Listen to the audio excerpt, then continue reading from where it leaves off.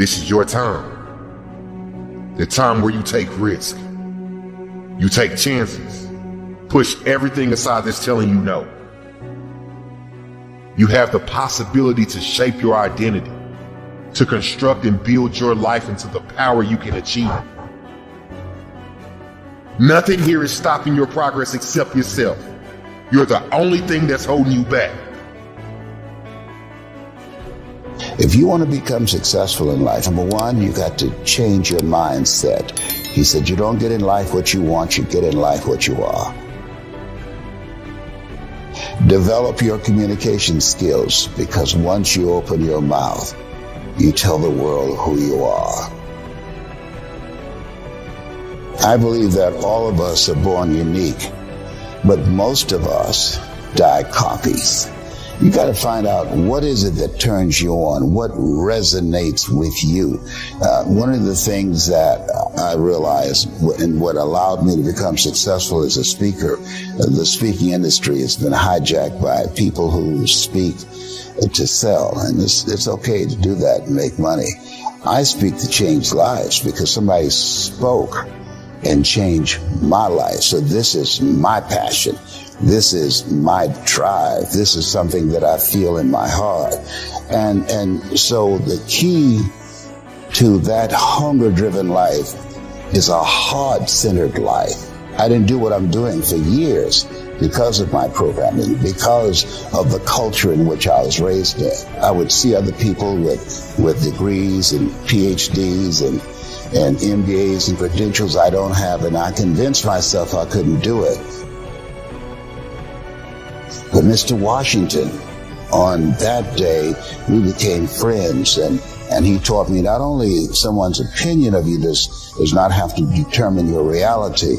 He said that you have to work on yourself, and you have to have an unstoppable attitude, and no excuse is acceptable, and you got to make it a priority, a non-negotiable in your life, and hold a constant vision of what it is you want to achieve. See it accomplished and go all out. Find a way to win in spite of the setbacks, in spite of the disappointments, in spite of your failures. I tell people when I'm giving presentations, you will fail your way to success. I have a saying, if life knocks you down, try and land on your back, because if you can look up, you can get up. Never let a situation or circumstance define your life, no matter what it may be. And understanding that you got something inside of you that's greater than a situation or a circumstance, but you have to constantly believe it, and not only believe it, you have to make decisions and choices every single day to put you a step forward toward what you believe your destiny is.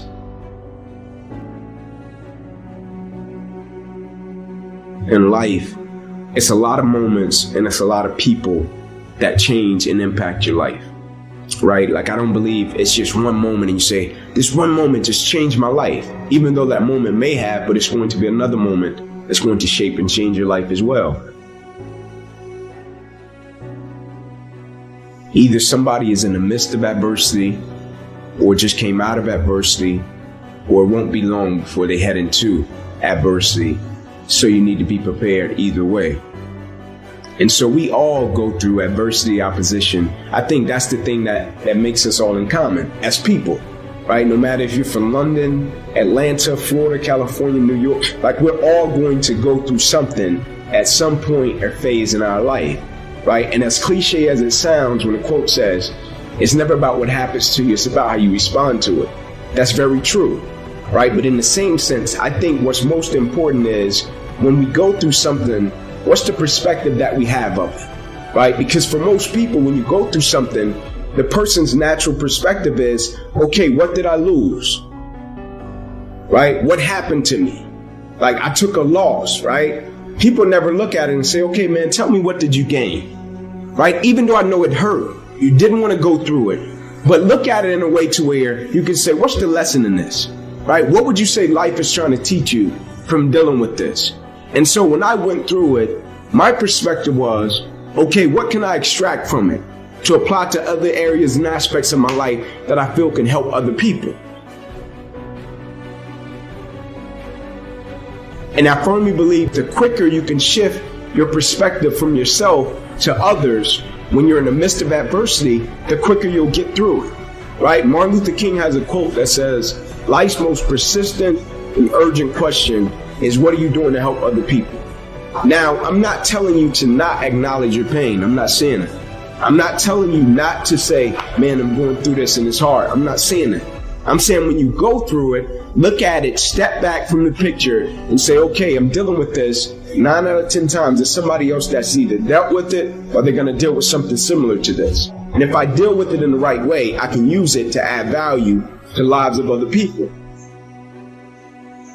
When you live a heart-centered life, deciding that you're going to live a life that will outlive you, you're going to live a life that counts, a life that will build a legacy and change the planet. You know, Horace Mann said, we should be ashamed to die until we've made some major contribution to humankind.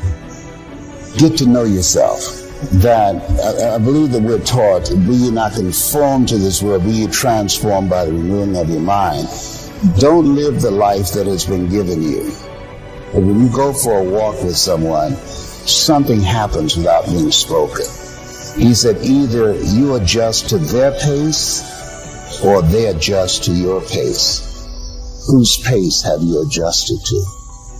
And so there are things that we pick up and we think that they're our choices, but they're the choices that we've been programmed by life to do. When we leave our homes in the morning, we're bombarded with over 6,000 advertising hits through Facebook, through Twitter, through Instagram, through television, through our phones and through our communities, and through the computers. And so all of these things are impacting us every day. So if you don't have a program for your mind, then your mind is going to be programmed. You'll find yourself doing things that you did not know and that they affected you, that they, through marketing techniques and strategies, that they will create a thirst within you. You've got to have someone that can see something in you that you can't see, that can take you to a place within yourself that you can't go by yourself. Stop overthinking everything so much.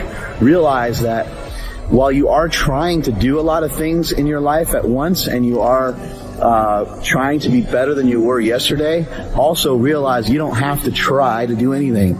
You just have to do and you just have to be. You have to understand the concept of you're not actually really doing anything, you're being done. Each and every day is an opportunity to get something from the day rather than just going through the day. But there are a lot of things that we can't always control. We can't always control the temperature outside. We can't always control what the birds are doing or what the fish are doing or what the animals are doing. But we can control what we're doing. We can control who we're hanging out with. So in a sense, we can get some control over the anxiety that we have. And the way that we're going to gain control over those things is to think about some of the hurdles that we may have, some of the things that are blocking us from making quick action.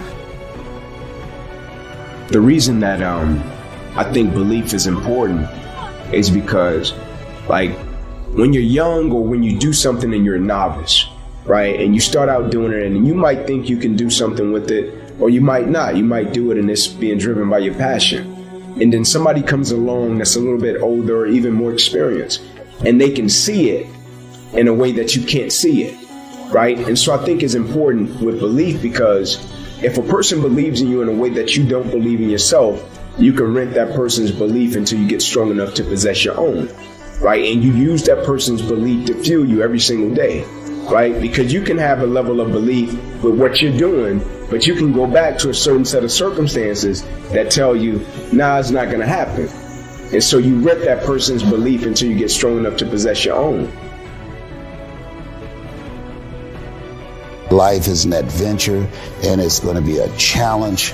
And get ready because you're going to fail your way to success. You're going to get slapped around by life. And don't spend time complaining about it and telling everybody 80% don't care and 20% glad it's you.